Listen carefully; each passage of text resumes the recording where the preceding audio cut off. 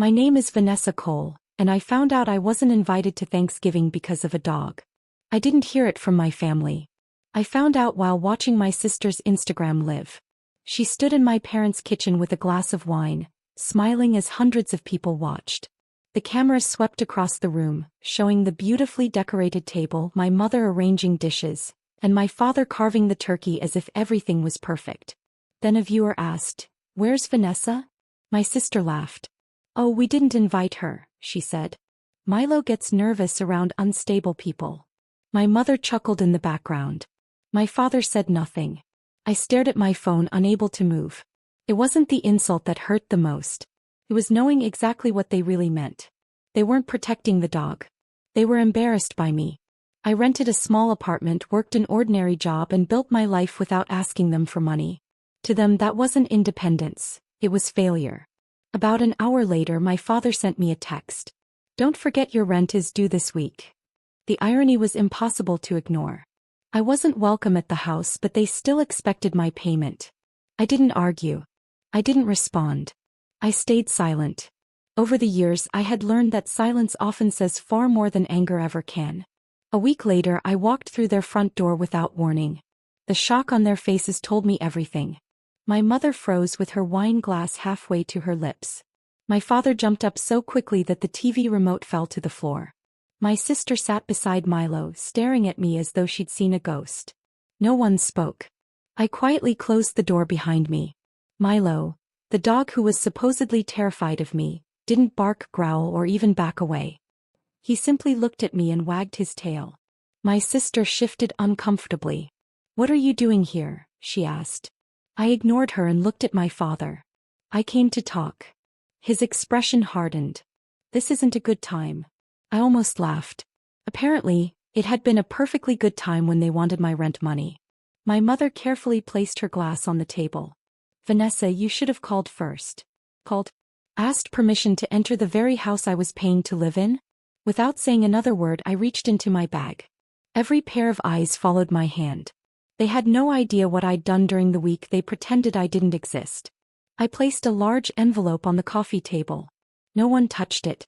My father frowned. "What's that?" "The lease," I answered. He looked confused. "We already know you rent the place." I slowly shook my head. "Not anymore." I slid the papers toward him. He picked them up and began reading. His eyes stopped. He blinked. Then he read the same page again. My mother leaned over his shoulder. The color drained from her face. "What did you do?" she whispered. I looked at both of them. "I bought the house." The room fell completely silent. My father's mouth opened, but no words came out. Finally, he managed to say, "That's impossible." I calmly folded my hands. The owner decided to sell. Since I was already living there, I made an offer. And they accepted. My father slowly shook his head as if refusing to believe what he had just read. "You never told us." I held his gaze. "You never invited me." My sister jumped to her feet. "You can't just buy this house." "I already did." The words were simple, but they carried the weight of a finished decision. For the first time, my family realized they were no longer the ones deciding whether I belonged. I was. My father sank into his chair, looking defeated. "That's not how this works," he muttered. "It is now," I replied. "The sale was finalized 3 days ago." My mother snatched the papers from his hands, reading every page as if she could somehow change the outcome.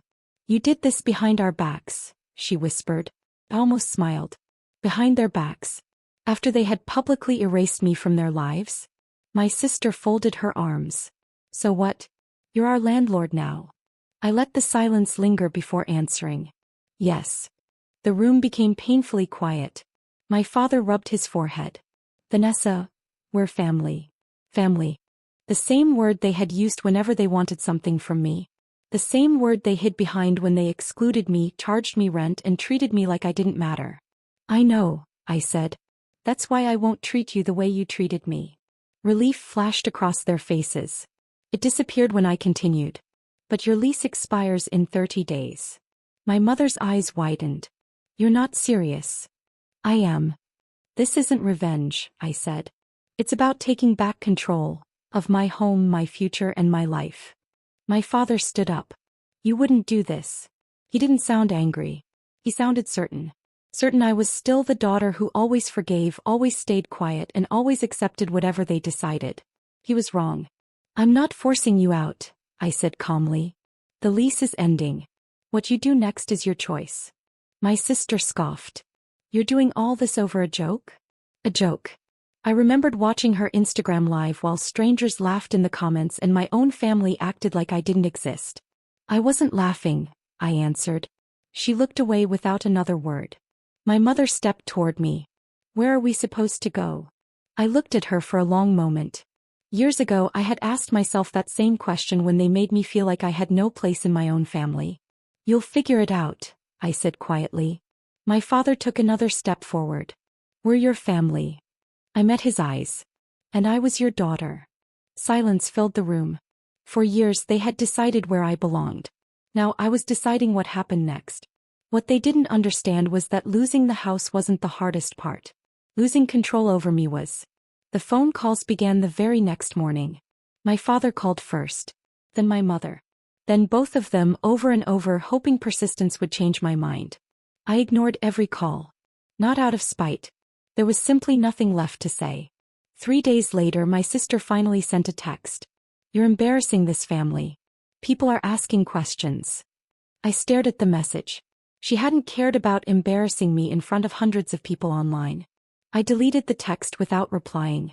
Instead, I met with the property management company and completed every remaining document. The ownership transfer. The utility accounts. The tax records. Everything was officially in my name. Every signature made it final. That evening I drove slowly past the house. The lights were on. Shadows moved behind the windows. For years that place had never truly felt like home. I had lived there. I had paid for it. But I had never been welcomed. Now it belonged to me. My phone rang again. It was my father. This time I answered. His voice was softer than I had ever heard it. You really mean this? It wasn't disbelief anymore. It was acceptance. Yes, I replied. The silence that followed said everything. For the first time in my life, I wasn't asking my family for permission. I was making my own decisions. A week later I came back. Not as their daughter. As the owner. I unlocked the front door with my new key, the one I received after the sale was complete, not the old spare key they had given me years before. The lock clicked open. It was a small sound, but it meant everything. They were all waiting in the living room. No smiles. No warm greetings. Only silence. My mother spoke first. Vanessa. I didn't answer. I walked to the coffee table and placed another envelope in front of them. It was official. My father opened it with shaky hands and read every word. His face turned pale. This is a termination notice. Yes, I said. My sister looked at me in disbelief. You're actually doing this? I was serious from the beginning. For years they had confused my silence with weakness. They thought my patience meant I would always forgive them. They were wrong. My father slowly stood. You'd really make us leave? I looked him straight in the eyes. You made me feel like I didn't belong here a long time ago. No one argued. No one denied it. Because they knew it was true. The house hadn't changed. I had. And only now were they beginning to understand what that meant. The next 30 days passed quietly. There were no screaming matches. No dramatic scenes. Just the slow acceptance that everything had changed. First came the moving boxes. Then the empty shelves. Then the silence. On the final day I stood by the front door as they carried out the last of their belongings. My mother walked past without meeting my eyes. My sister kept her head down. My father stopped before stepping outside. He looked older than I remembered. Not weaker. Just humbled. We never thought you'd actually do this, he said softly. I know, I replied. He stood there for another moment as if waiting for me to change my mind. Maybe he expected forgiveness. Maybe he hoped I would tell them to stay. I said nothing. A few seconds later they walked away. I closed the front door behind them. For the first time the house felt peaceful. There was no tension. No judgment. No feeling that I had to earn my place.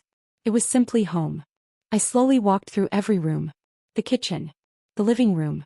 The dining table where they had laughed together while pretending I didn't exist. Everything looked the same. But everything had changed. The house had a new owner. The balance of power had shifted. And so had I. My phone buzzed once. A message from my father appeared on the screen. "We miss you." I looked at it for a long moment before locking my phone. I didn't need to answer. Because this had never been about making them miss me. It had always been about finally being respected.